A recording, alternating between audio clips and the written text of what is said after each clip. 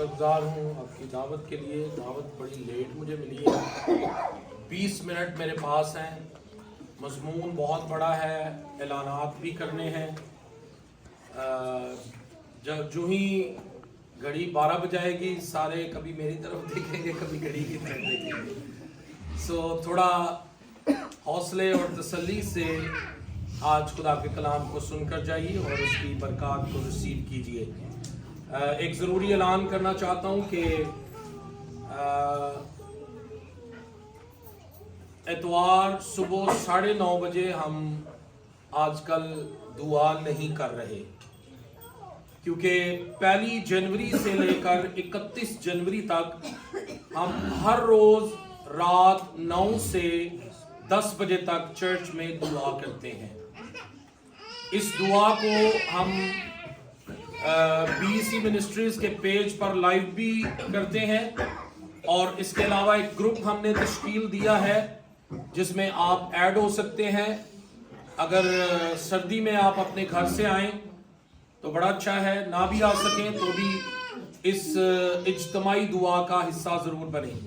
मैं बताना चाहता हूँ हर रोज़ 7 लोग हैं जो रोज़े की कुर्बानी गुजरान रहे हैं। हमारा मकसद इस पूरे महीने में खुदा से दुआ कर रहे हैं कि कलीसिया और दीगर लोग जो हमारे साथ जुड़े हुए हैं वो एक बेदारी को, एक रिवाइवल को अपनी जिंदगी में हासिल करें, यीशु मसीह का चेहरा देखें। बहुत सारे लोग शिफा की गर्ज से हमारे साथ इस दुआ में जुड़े हुए हैं, पर हमारी दुआ है कि वो शाफी को ही अपने घर ले जाएं। आमीन।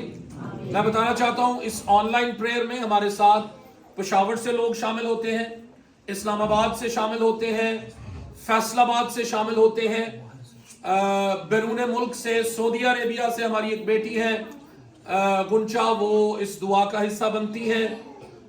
बताना चाहता हूँ समड़ेआल से भाई शहजाद, लोहारगढ़ा से, होत से और दीगर इलाकों से, हंटरपुर से काफ़ी लोग हैं जो हमें ज्वाइन करते हैं। अगर आपके पास इस दुआ में शामिल होने के लिए लिंक नहीं है तो वो लिंक आप हमसे ज़रूर हासिल कर सकते हैं।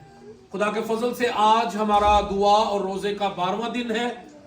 खुदा ने फजल किया तो इसी तरह 31 रोज़ हम रोज़ा और दुआ में खुदा के हुजूर ठहरे रहेंगे।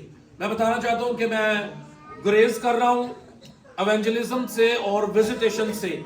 मैं चाहता हूँ कि ये 31 दिन जो है ये सिर्फ खुदावंद के लिए हम गुजारें। एक और ख़ास बात बताना चाहता हूँ कि इन दिनों में हमने अबलीस को बड़ी शिद्दत से कलीसिया के अंदर मूव करते हुए देखा है। फिजिकली सुन ले जरा, अबलीस को मूव करते हुए देखा है, बड़ी फिजिकली यानी चलता हुआ नजर आया। और कलीसिया के कई एक मेंबरान को जो रोजा की कुर्बानी गुजरान रहे थे उनको आकर फिजिकली उसने अपनी अपीयरेंस उन पर जाहिर की है। मैं भी ये महसूस कर रहा हूं। लिखा वो 70 खुश होकर आए कि खुदावंद तेरे नाम से बदरूहे हमारे ताबे हैं। तो यीशु मसीह ने क्या जवाब दिया? क्या जवाब दिया कि हाँ भाई ठीक है, very good, keep it up. हाँ जी, जब आप दुआ करते हैं, जब आप कभी कभी लाइव आते हैं, लोग आते हैं, लोग कमेंट करते हैं good job, keep it up, good work.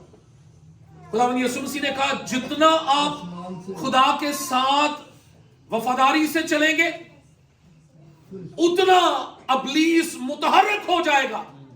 यीशु मसीह ने कहा इस बात से खुश ना हो कि बदरूहे तुम्हारे ताबिया हैं। Hallelujah. There is a rejoice. खुशी की एक बात है। सुनिए मैं आपको बताऊं, बड़ी घनी धुंध होती है किसी वक्त और 15-20 लोग जो है वो अपने बिस्तर छोड़ के यहां पर आते हैं। इस बात से खुश ना हो कि बदरूहे तुम्हारे ताबिया है, रिवार्ड सुन लीजिए। लिखा बल्कि इस बात से खुश हो कि तुम्हारे नाम किताबे हयात में लिखे गए हैं। हालेलुया। लेकिन जो एहतियात की बात है वो क्या है? सुने जरा, एहतियात की बात यह है, यीशु मसीह ने कहा मैं शैतान को आसमान से बिजली की तरह गिरते हुए देखता हूं। सुनिए, रोजा एक ऐसी कुर्बानी है जो आप अपने बदन से गुजरानते हैं, भूख बर्दाश्त करते हैं। यह कुर्बानी खुदा के नजदीक भी पसंदीदा है और सबसे ज्यादा तकलीफ इब्लीस को इससे होती है। मैं काफी साल पहले एक डॉक्टर से मिला, बड़े काबिल डॉक्टर थे, क्रिश्चियनिटी में बड़ा नाम था उनका, डॉक्टर तारिक मलिक, कैंट से बिलोंग करते थे। एक दिन मैं उनसे गुफ्तगू कर रहा था, बात कर रहा था, तो उन्होंने कहा मैंने अपनी जिंदगी में यह तजर्बा किया है, जिंदगी में सबसे ज्यादा मुश्किल तरीन काम दुआ करना है। क्या करना है? सही बात है, जरा दिलेरी से गए, जिंदगी में सबसे मुश्किल काम क्या करना है? आप बैठे दुआ में, कभी जमाइयां आएंगी, कभी ध्यान इधर जाएगा, कभी उधर जाएगा, लेकिन जब आप दुआ में बैठेंगे, सुनिए मैं आपको बताऊं, आप अपनी जिंदगी में जो कुछ पाना चाहते हैं, लिखा है जो कुछ तुम दुआ में मांगते हो, यकीन करो तुम्हें मिल गया और तुम्हें मिल जाएगा। सो ये फॉर्मेट जो है कलीसिया की रूहानी तरक्की के लिए बनाया गया है। रूहानी तरक्की से मेरी मुराद ये है, लिखा है पहले तुम उसकी रास्तबाजी और बादशाही की तलाश करो तो ये सारी चीजें तुमको, ठीक है, मुफ्त मिल जाएंगी, इनाम के तौर पर मिल जाएंगी। हमारा प्रॉब्लम यह है कि हम सिर्फ एक चीज छोड़ देते हैं, बाकियों की तरफ भागते हैं, नहीं बटोर पाएंगे। सो आइए हम 31 दिन टीम का हिस्सा बने, दुआ में झुके।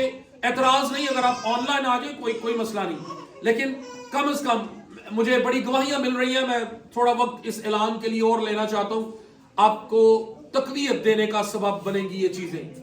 बहुत सारे लोग मुझे फोन करके ये कह रहे हैं कि आपने ये बड़ा अच्छा कदम साल के शुरू में उठाया है। कहते हैं हर रोज पूरा दिन हमें 9 बजने का इंतजार रहता है कि कब 9 बजेंगे, कब हम खुदा के हजूर जमा होकर दुआ करेंगे। Hallelujah, hallelujah, hallelujah, hallelujah. कितने लोग जानते हैं कि आज का उन्वान क्या है? अच्छा, जो नहीं जानते वो क्यों नहीं जानते भला? आइए हम आगे चलते हैं। आज का उन्वान है तुम जमीन के नमक हो। आइए बाइबल मुकद्दस में से इस आयत को पढ़ेंगे, फिर हम अपने उन्वान की तरफ वापस आते हैं। मत्ती की इंजील 5वां बाब और उसकी 13वीं आयत में खुदावंद यीशु मसीह ने पहाड़ी वास के बाद अपने शागिर्दों से खास बातें की। लिखा तुम जमीन के नमक हो, लेकिन अगर नमक का मजा जाता रहे तो वो किस चीज से नमकीन किया जाएगा? सवाल, जवाब यह है फिर वो किसी काम का नहीं। एक ही नतीजा निकलेगा और वो क्या है? सिवा इसके कि बाहर फेंका जाए और आदमियों के पांव के नीचे रौंदा जाए। खुदा अपने कलाम के पढ़े और सुने जाने पर अपनी बरकत कसरत से नाज़िल फरमाए। सब लोग कहें आमीन। अपना हाथ बुलंद करें और कहें मैं जमीन का नमक हूं। मैं जमीन का नमक हूं। ऊंची आवाज में कहें मैं जमीन का नमक हूं। अगर नमक का मजा जाता रहे, हाथ उठाकर कहिए अगर नमक का मजा जाता रहे तो वो किस चीज से नमकीन किया जाएगा? फिर वो किसी काम का नहीं, सिवा इसके के बाहर फेंका जाए और आदमियों के पांव तले रौंदा जाए।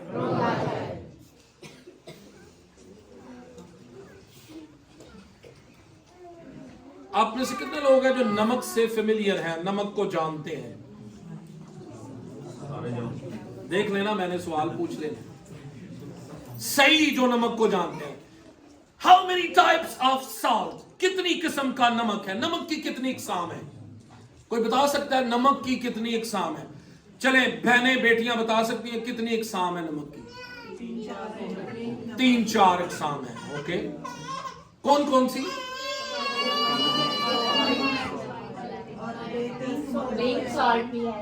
एक पिंक है, एक वाइट है, एक ब्लैक है, एक समुद्री है। ओके, वो कड़वा होता है ज्यादा।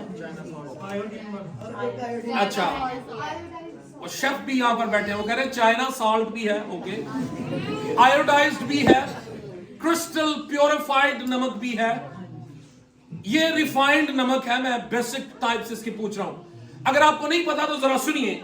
नमक की 12 इकसाम है मेजर। कितनी? आप इसे सर्च करके देख लीजिए। यूं तो नमक की बहुत सारी किस्में हैं, एक टाइप और फिर उसके नीचे सब टाइप्स हैं उसकी, लेकिन मेजर जो किस्में हैं वो 12 हैं। 12 इकसाम में से 3 किस्में ज्यादा फेमिलियर हैं, यानी उन 3 किस्मों को हम जानते हैं।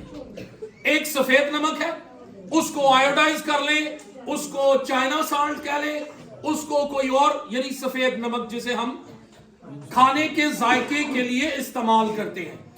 एक काला नमक है, ब्लैक सॉल्ट, आपको पता है उसका अलग सा टेस्ट होता है, उसको हम मशरूबात में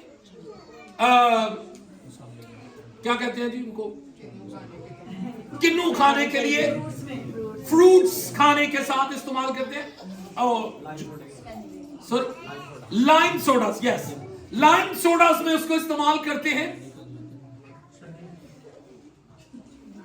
सॉरी, छली को, ओके, मूलियों को, हाँ, मूलियों को लगा के खा सकते हैं। हाँ जी, टिप में, फक्की वगैरह में भी काला नमक हाजमे के लिए इस्तेमाल होता है। अब जरा आप इसकी जो फायदे हैं उनको जरा देखते जाइए। थर्ड टाइप ऑफ सॉल्ट जिसको मैं बताने लगा हूं, पिंक सॉल्ट। ये कभी हमारे घरों में कम देखने को मिलता है, लेकिन इसकी खास जो खुसूसियत है वो पता क्या है? Have you ever been to kewra? Kewra कभी गए? हमारे साथ हम एक दफा गए थे। आपको पता है गुलाबी नमक, पिंक सॉल्ट के अंदर खुसूसियत है कि वो दमे के मरीजों और सांस के मरीजों का इलाज करता है। उस कान के अंदर 1.5 किलोमीटर की वो कान है। हम अपने बाइबल स्कूल के साथ वहां पर गए और हमने उस सारी कान का विजिट किया। उसके अंदर एक कमरा बनाया हुआ है उन्होंने, मेरा ख्याल है वो 20 बाय 20 का या 10 बाय 20 का कमरा है, इससे बड़ा नहीं है।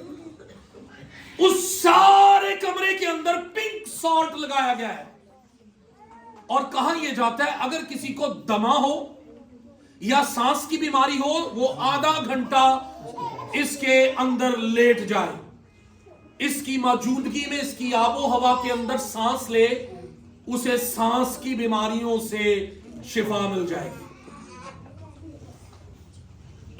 और मैं आपको बताऊं, पाकिस्तान में तो नहीं, बाहर के ममालिक में पिंक सॉल्ट के डेकोरेशन पीसेस बनाकर बाहर भेजे जाते हैं। लोग उन्हें अपने साइड टेबल्स के ऊपर रखते हैं ताकि हमें अपने घरों में सांस लेने में आसानी। ये 3 तरह के नमक हैं। आगे चलकर हम बाइबल की रूह से इन्हें सीखेंगे।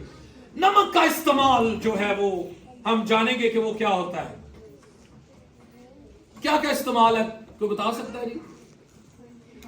खाने के अलावा, जी खाने में तो है ही, खाने के अलावा भी बात किया करेंगे। पेन किलर भी है जी, pain killer, exactly, pain killer भी है।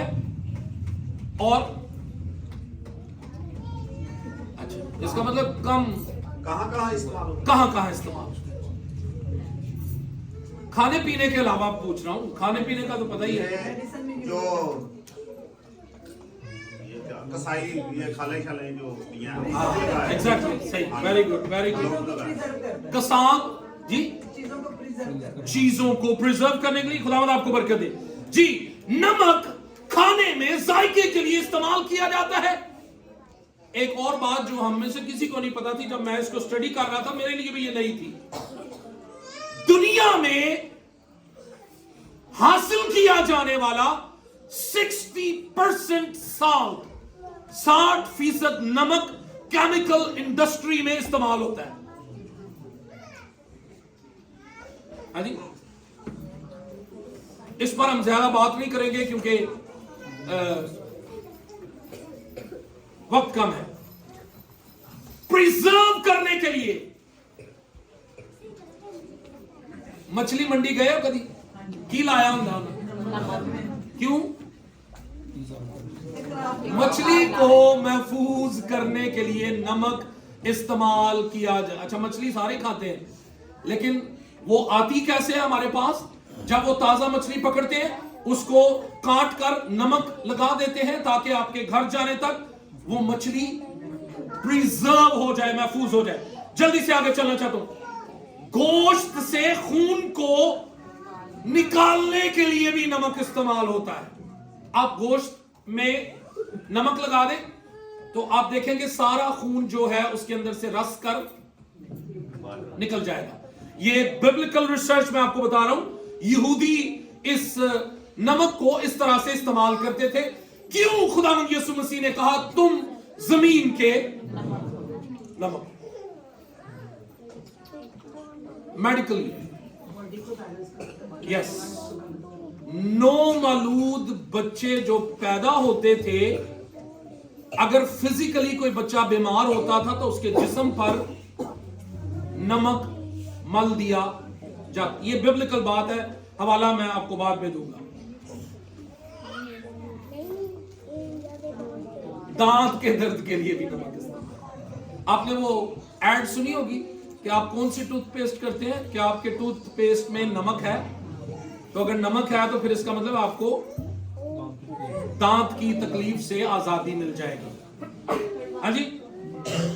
अच्छा, एक और बात मैं आपको बताने लगा हूं, और ये दिलचस्प भी और नई भी है। सुनिए, मसा करने के तेल में, अज्जाए तरकीब में नमक इस्तेमाल किया जाता था। जिस तेल से बादशाहों और नबियों को मसा किया जाता था, वो तेल सादा तेल नहीं होता था, उसके अंदर कुछ इंग्रेडिएंट्स डाले जाते थे जिनमें नमक का भी इस्तेमाल बाइबल मुकद्दस में किया जाता था। मैं जल्दी से आगे बढ़ रहा हूं। कुर्बानियों में भी इस्तेमाल होता जी।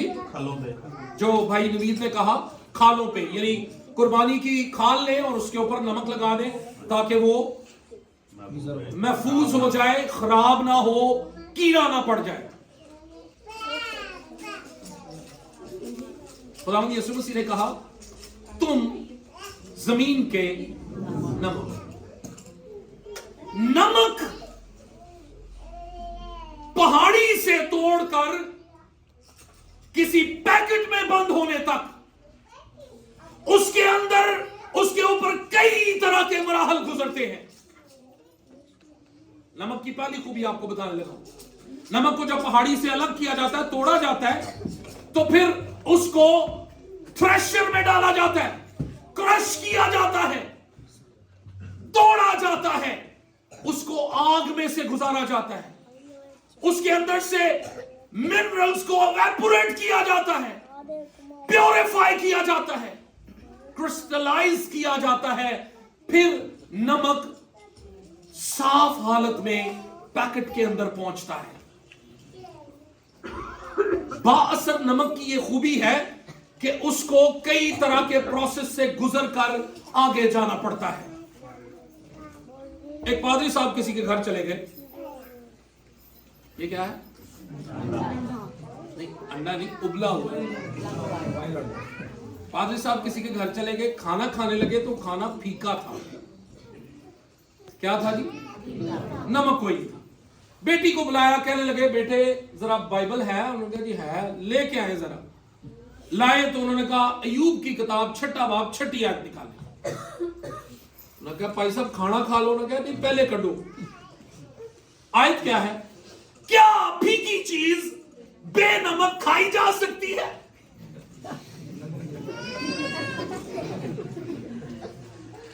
या क्या अंडे की सफेदी में कोई मजा है? कहते भाई साहब तुसी नमक मंग लेना, तुसी जरूर बाइबल मंगवाइए। बाइबल की बात है, खुदा सवाल कर रहा है क्या फीकी चीज बेनमक खाई जा सकती है? हाँ जी, बिल्कुल नहीं। नहीं खाई जा सकती। या अंडे की सफेदी में कोई मजा? जर्दी निकाल दे तो सिर्फ सफेदी खाएं, वो भी बगैर नमक के, कोई मजा? तो वो फिर बहन ने ला के नमक दिया पादरी साहब को, ना क्या खाओ तुसी राम। अच्छा सुनिए, कई एक मर्तबा जब हम इंसानों से गुफ्तगू करते हैं, बात करते हैं, आपको पता है कई लोग बड़े इंटरेस्टिंग होते हैं, दिलचस्प गुफ्तगू करते हैं। आप उनसे जो काम करवाने जाते हैं उसकी निस्बत आप उनकी बातें सुनना पसंद करते हैं। सुनिए, यीशु मसीह ने कहा तुम जमीन के नमक हो। आइए कुलसियों 4 बाब और उसकी 6 आयत हम कलाम मुकद्दस में से पढ़ेंगे। लिखा है तुम्हारा कलाम हमेशा ऐसा पुरफजल और नमकीन हो। हालेलुया। क्या हो? तुम्हारा कलाम हमेशा पुरफजल और नमकीन हो कि तुम्हें हर शख्स को मुनासिब जवाब देना आ जाए। हालेलुया। अगर आप जमीन के नमक हैं तो आपकी बातों से गैर मुनासिब जवाब नहीं आना चाहिए। मेरी बात समझ लें। जब आप किसी से गुफ्तगू करें, जब कलाम करें, जब बात करें, पहली चीज आपकी बात हमेशा पुरफजल हो, यानी खुदा का फजल उसमें लोगों पर नजर आए, फजल से मामूर बात हो, और फिर ऐसा मुनासिब नमकीन हो। नमकीन का मतलब यह नहीं कि आप मीठा खाना छोड़ दें या मीठी बात करना छोड़ दें। नमकीन का मतलब है पुर असर मजेदार बात। मैं खुदा का शुक्र करता हूं, मैं किसी शख्स से मिलूं जो मुझे 10 साल 15 साल पहले मिला हो, वो कहता है पादरी साहब एक दफा आपने ये कलाम सुनाया था, मुझे आज भी याद है। हालेलुया। कलाम के अंदर नमक नजर आना चाहिए। पहली चीज जायका। पहली चीज क्या हमने सीखी? नमक का काम है जायका पैदा करना।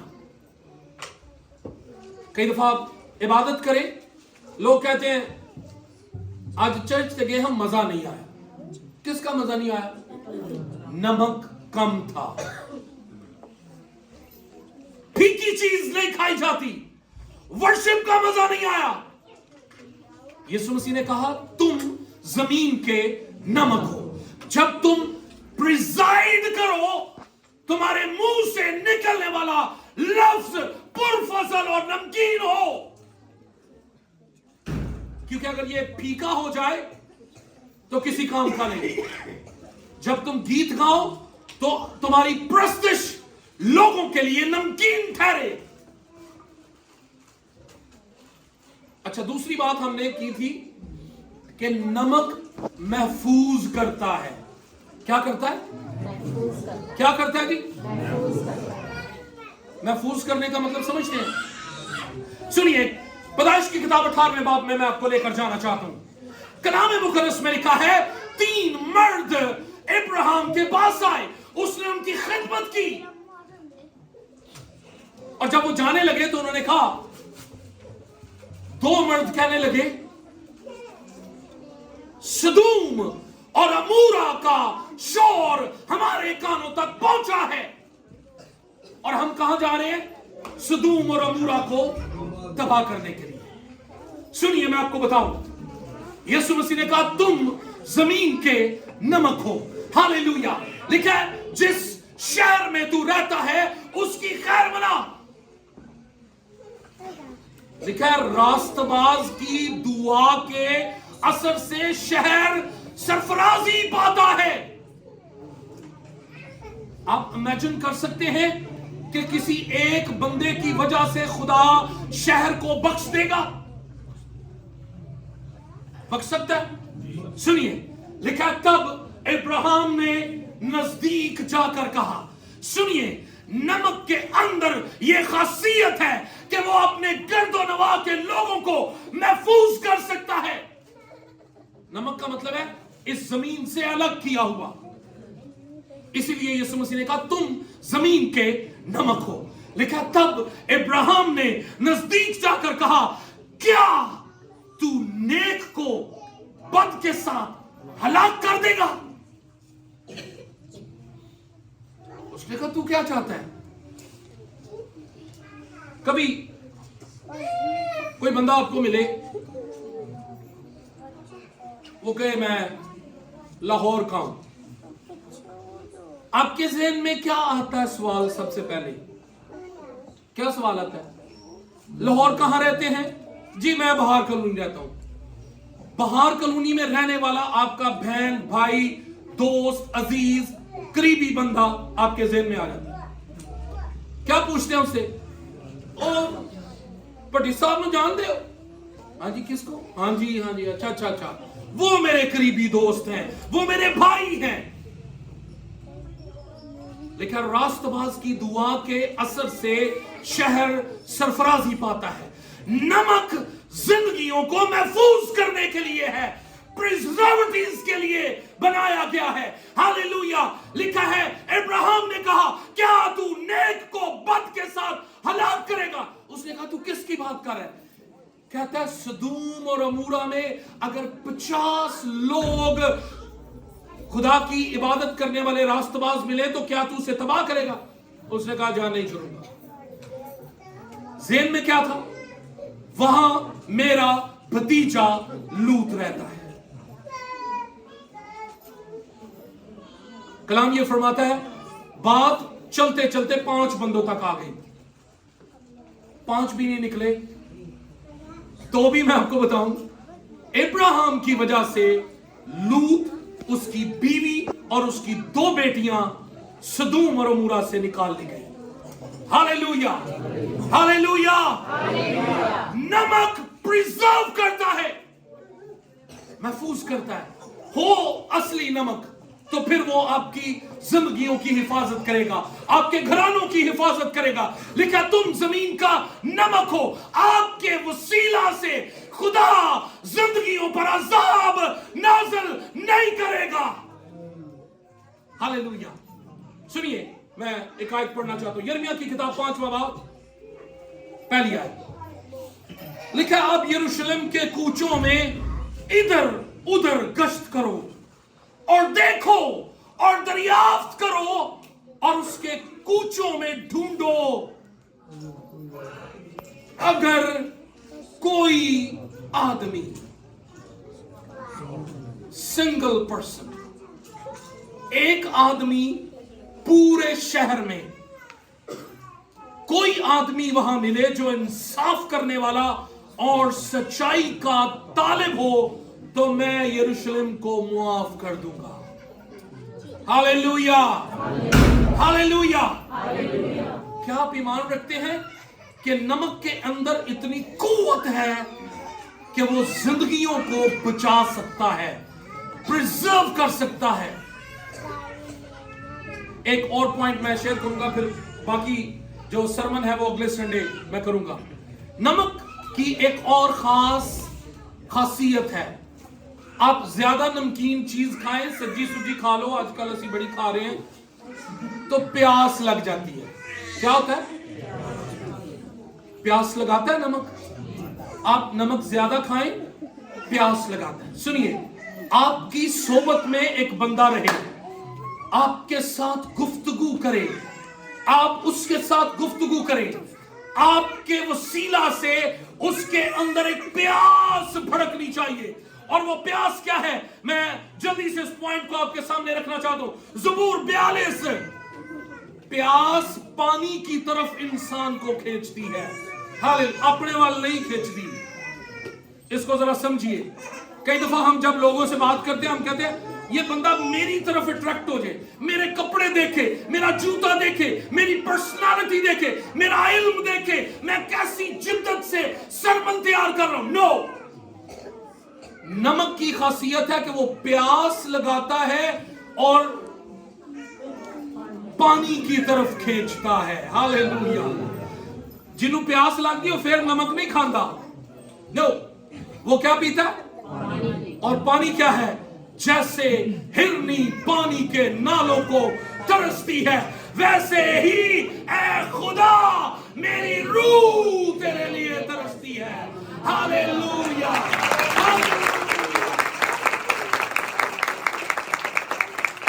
आप किसी से गुफ्तगू करें, वो बंदा पानी की तरफ दौड़े। और पानी क्या है? लिखा है यूहन्ना की इंजील 7वें बाब की 37वीं आयत, लिखा फिर ईद के आखिरी दिन जो खास दिन था, यीशु खड़ा हुआ और उसने कहा अगर तुम में कोई प्यासा हो तो क्या करे? मेरे पास आकर पिए। उसके अंदर से जिंदगी के पानी की नदियां जारी होगी। हालेलुया। नमक की खासियत है, सुनिए, जब आपके साथ कोई गुफ्तगू कर रहा हो, आपकी गुफ्तगू से लगे कि उस शख्स को यीशु की जरूरत है और वो कहे ऐ साहिबो मैं क्या करूं कि निजात पाऊं। हालेलुया। और लिखा पौलुस और सलास ने कहा तू खुदावंद यीशु मसीह पर ईमान ला, तू और तेरा घराना। हालेलुया। अगर आपकी गुफ्तगू से कोई निजात नहीं पा रहा, मैं नहीं समझता कि उस नमक में कोई मजा बाकी है। आइए अपने सरों को झुकाएं, आंखों को बंद करें, दुआ करें। हम इस सरमन का बाकी हिस्सा जो है वो बड़ी डिटेल से नेक्स्ट संडे सीखेंगे। हालेलुया।